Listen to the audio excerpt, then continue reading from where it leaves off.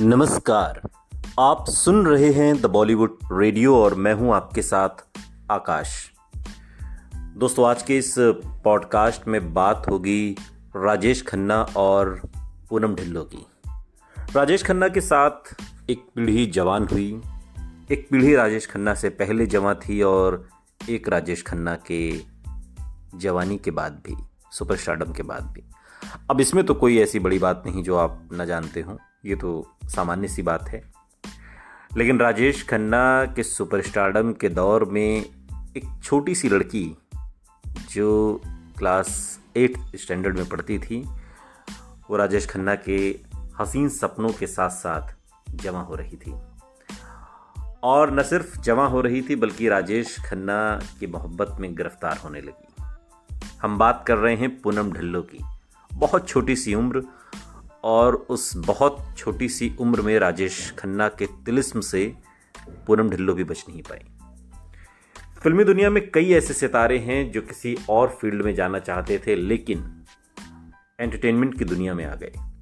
और ऐसी ही एक्ट्रेस बॉलीवुड में 80 के दशक में आई थी जिनके माता पिता फिल्मी दुनिया से नहीं थे, लेकिन फिर भी उनकी किस्मत उन्हें फिल्मों में ले आई और साथ ही उन्हें उस एक्टर के साथ काम करने का मौका मिला जिसकी फिल्में वो थिएटर में देखने जाया करती थी। और आप जानते हैं, हम खूबसूरत आंखों वाली पूनम ढिल्लों की बात कर रहे हैं जिनका जन्म 18 अप्रैल 1962 को कानपुर में हुआ था।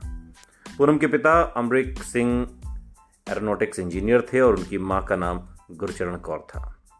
साल 1978 में पूनम ने मिस इंडिया का टाइटल जीता और वो तब सिर्फ 16 साल की थी।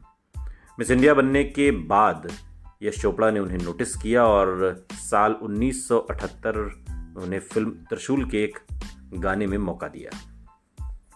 और इसके बाद 1979 में फारूक शेख के अपोजिट वो फिल्म नूरी में लीड रोल में नजर आई और ये फिल्म बहुत मशहूर हुई, खासकर इसके गाने। और इस फिल्म के जरिए ही दरअसल पूनम ढिल्लों को फिल्मी दुनिया में नोटिस किया गया, लोगों ने नोटिस किया। और इसके बाद पूनम ने कई फिल्मों में काम करके अपनी प्रतिभा दिखाई और फिल्मी दुनिया में पूनम हमेशा राजेश खन्ना की फैन रही, तब भी जब वो कुछ नहीं थी, यानी कि सिर्फ स्कूल में पढ़ती थी।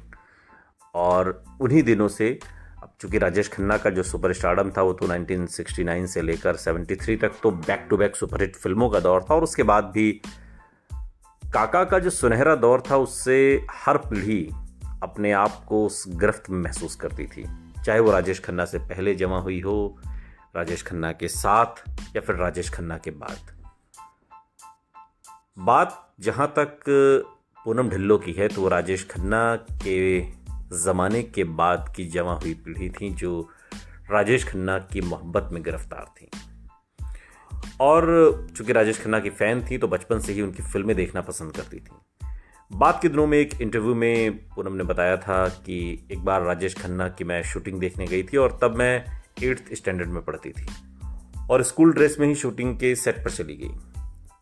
शूटिंग के बाद जब राजेश खन्ना बैठे थे तो सभी उनको दूर से निहार रहे थे और इस दौरान उनकी नज़र मुझ पर गई और उन्होंने मुझे अपने पास बुला लिया। पूनम ढिल्लों आगे इस इंटरव्यू में बताती हैं कि जैसे ही राजेश खन्ना ने मुझे बुलाया मैं बहुत उत्साहित हो गई। जब मैं उनके पास गई तो उन्होंने मुझसे कहा कि सुनो, तुम्हारी आंखें बहुत अच्छी हैं। मुझे आज भी वो पल याद है और मैंने कभी सपने में भी नहीं सोचा था कि एक दिन उनके साथ काम करने का मुझे मौका मिल जाएगा। पूनम ढिल्लों ने सुपरस्टार राजेश खन्ना के साथ बाद के दिनों में जब वो फिल्मों में आ गई, उसके बाद उन्होंने तकरीबन 6 फिल्में की, जिसमें रेड रोज 1980 की फिल्म है, दर्द 1981, निशान 1983 में रिलीज हुई, जमाना 1985 में, आवाम 1987 और जय शिव शंकर 1990 में। और हालांकि ये फिल्में बॉक्स ऑफिस पर बहुत ज़्यादा अच्छा प्रदर्शन तो नहीं कर पाई। इनमें रेड रोज़ एक ठीक ठाक औसत की फिल्म कही जाती है और जिसे सिनेमाई दृष्टि से बेहतर बताया जाता है, लेकिन बड़े पर्दे पर वो फिल्म भी सफल नहीं हो पाई थी।